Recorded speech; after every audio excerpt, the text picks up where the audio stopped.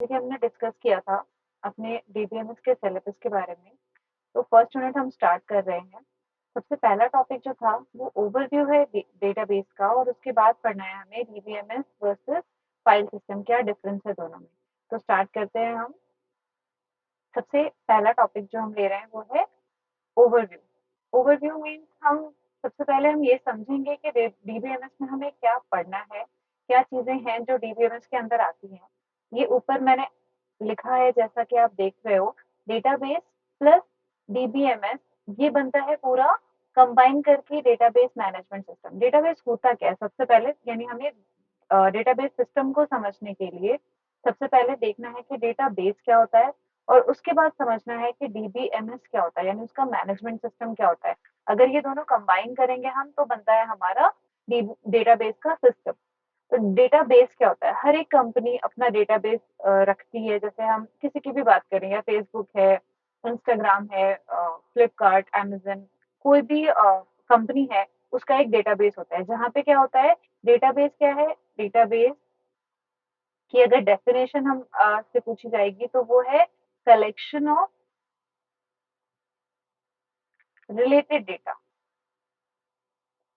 अब related data का मतलब क्या होता है, डेटा कुछ भी स्टोर कर लेने से उसको हम डेटाबेस नहीं कहते हैं। डेटाबेस तभी होता है जब डेटा ऐसा हो जो आपस में रिलेटेड हो। फॉर एग्जाम्पल, अगर जैसे मैंने बोला कि फ्लिपकार्ट का भी अपना डेटाबेस है, अमेजन का भी डेटाबेस है, लेकिन फिर फ्लिपकार्ट में जो डेटाबेस होगा उसमें जो जिन लोगों का डेटा होगा वो वही लोग होंगे जिन्होंने कभी ना कभी प्रोफाइल क्रिएट करके कुछ ऑर्डर प्लेस किया है। ऐसा नहीं होगा कि पूरे दुनिया में जितने लोग हैं सबका डेटा उस फ्लिपकार्ट के डेटाबेस में होगा, नहीं। वो कहीं ना कहीं से फ्लिपकार्ट के डेटा से, यानी फ्लिपकार्ट के सेल और परचेस से कहीं ना कहीं कनेक्टेड होंगे, तभी उन लोगों का डेटा फ्लिपकार्ट के डेटाबेस में। तो कुछ रिलेशन है तभी डेटाबेस है। इसीलिए डेटाबेस की जो डेफिनेशन होती है वो होती है collection of, database is a collection of related data. तो ये क्लियर हो गया। अब डीबीएमएस क्या है। डीबीएमएस होता है हमारा वो सॉफ्टवेयर सिस्टम, यानी मैनेजमेंट सिस्टम, जिसके थ्रू हम डेटाबेस को हैंडल करते हैं। यानी डेटाबेस में डेटा को डालना, उसको वहां से डिलीट कर देना, कुछ अपडेशन है, कुछ मॉडिफिकेशन है, कुछ भी काम हम डेटाबेस पे करेंगे वो जिस टूल या जिस मैनेजमेंट सिस्टम के थ्रू करेंगे, जो सॉफ्टवेयर होगा हमारे पास, वो कहलाता है डेटाबेस मैनेजमेंट सिस्टम। अब अलग अलग कंपनीज का अलग अलग सॉफ्टवेयर होता है जिसको हम यूज करते हैं। जैसे हम सीक्वल सर्वर यूज करते हैं जो कि माइक्रोसॉफ्ट का है। हम ओरेकल यूज करते हैं, ये ओरेकल वालों का है। हम एसक्यूएल यानी सीक्वल यूज करते हैं, माई एसक्यूएल ओरेकल वालों का। अलग अलग कंपनीज अलग अलग सॉफ्टवेयर प्रोवाइड करती हैं, और ये सब, इन सब का काम क्या है, सबका काम वही है कि ये मैनेजमेंट सिस्टम्स है, ये सॉफ्टवेयर हैं जो हमें इनेबल करते हैं डेटाबेस को मैनेज करने के लिए। अब डेटाबेस के टाइप्स कितने हैं जो हमें पढ़ने हैं। डेटाबेस दो तरह से डिवाइडेड है। डेटाबेस को एक एक तो डेटाबेस वो होता है जो स्ट्रक्चर्ड टाइप का होता है,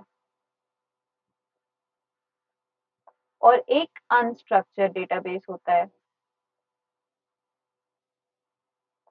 स्ट्रक्चर्ड डेटाबेस यानी जिसका कोई फिक्स्ड स्ट्रक्चर हो। जैसे जो सबसे सिंपल जो आपको पढ़ना है डीबीएमएस के सिलेबस में, वो है रिलेशन की फॉर्म में। रिलेशन टेक्निकल टर्म है टेबल्स का। टेबल हम सब जानते हैं, जो रोज और कॉलम से मिलके जो बना हुआ होता है, जिसमें नंबर ऑफ कॉलम्स होते हैं जहाँ पे हम प्रॉपर्टीज कुछ सेव करते हैं। जैसे मान लो स्टूडेंट की टेबल है, तो स्टूडेंट का नाम होगा, रोल नंबर होगा, उसका एड्रेस होगा, फोन नंबर होगा, एटसेट्रा। ये क्या है, ये टेबल है। इसी को टेक्निकली हम डीबीएमएस में किस वर्ड से जानते हैं, इसको हम कहते हैं रिलेशन। तो एक स्ट्रक्चर है। अभी जब हम रिलेशन बोल रहे हैं तो एक फिक्स स्ट्रक्चर हमारे दिमाग में आ रहा है जिसमें कुछ रोज हैं, कुछ कॉलम्स हैं, और इनका कॉम्बिनेशन कहला रहा है क्या, रिलेशन। तो एक स्ट्रक्चर है, प्रॉपर डिफाइंड स्ट्रक्चर है जिसको हम कुछ और नहीं बना सकते। उन सारी कैटेगरी का डेटा जो स्ट्रक्चर, वेल डिफाइंड स्ट्रक्चर के फॉर्म में स्टोर होता है, वो आता है स्ट्रक्चर्ड डेटाबेस की कैटेगरी में। दूसरी तरफ अनस्ट्रक्चर्ड डेटा जैसे कि वेब पेजेस होते हैं। वेब पेजेस में क्या है, एक वेब पेज है, इसमें यहाँ टेक्स्ट है, यहाँ पे फोटोग्राफ्स हैं, हो सकता है यहाँ वीडियो चल रही हो, दूसरे टेक्स्ट पेज में वेब पेज में हो सकता है यहाँ फोटोग्राफ्स हो, यहाँ टेक्स्ट हो। तो इसका कोई फिक्स स्ट्रक्चर नहीं है, कहीं पे भी टेक्स्ट हो सकता है, कहीं वीडियोस हो सकती हैं। अनस्ट्रक्चर्ड फॉर्म में डेटा को स्टोर किया गया है वेब पेजेस पे। तो ये वाली कैटेगरी हमारी कहलाती है अनस्ट्रक्चर्ड डेटाबेस। और दूसरी कैटेगरी जो होती है उसको हम कहते हैं स्ट्रक्चर्ड। अब इसी वाले स्ट्रक्चर्ड फॉर्म को आप डीबीएमएस के सिलेबस में ज्यादातर पढ़ने वाले हो और उसको मैनेज करना। अब मैंने बोला डीबीएमएस आता है हर डेटाबेस के को मैनेज करने के लिए। तो स्ट्रक्चर टाइप के डेटाबेस को मैनेज करने के लिए जो डीबीएमएस होगा वो होगा आरडीबीएमएस। क्या है ये? Relational database management system. जो रिलेशन यानी कि टेबल के फॉर्म में जो डेटा स्टोर्ड है उसको मैनेज करे, उसको हम कहते हैं आरडीबीएमएस। तो ओवरऑल हमने क्या देखा है, हम पढ़ेंगे अपने फर्स्ट यूनिट में या पूरे डेटाबेस में भी जो हम पढ़ेंगे वो क्या है, हम पढ़ेंगे डेटाबेस का सिस्टम जो कि मिलके बनता है दो चीजों से। एक होता है डेटाबेस और दूसरा होता है डेटाबेस मैनेजमेंट सिस्टम। ये पूरा ओवरव्यू है डेटाबेस का जो आप पढ़ने वाले हो। अब उसके बाद हम नेक्स्ट देखेंगे कि कैसे ये फाइल सिस्टम से बेटर है, क्या एडवांटेजेस हैं इसके जिसकी वजह से हमने इसको अडॉप्ट कर लिया ओवर फाइल सिस्टम। उसके लिए हमें डिफरेंसेस देखने हैं जो आपका नेक्स्ट टॉपिक आएगा। जैसे आप अभी हमने ओवरव्यू देखा, अब हम देखेंगे डेटाबेस सिस्टम और फाइल सिस्टम में क्या डिफरेंस है।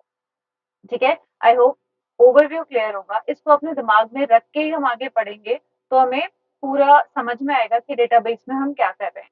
अभी जो इम्पोर्टेंट टेक अवेज हैं इस लेक्चर से वो ये है कि डेटाबेस दो टाइप का होता है जिसमें से हमें स्ट्रक्चर्ड वाले पे ध्यान देना है क्योंकि हमें हमारे सिलेबस में रिलेशनल डेटाबेस पढ़ना है और रिलेशनल डेटाबेस का मैनेजमेंट सिस्टम पढ़ना है RDBMS. I hope all the points are clear. That's all. Thank you.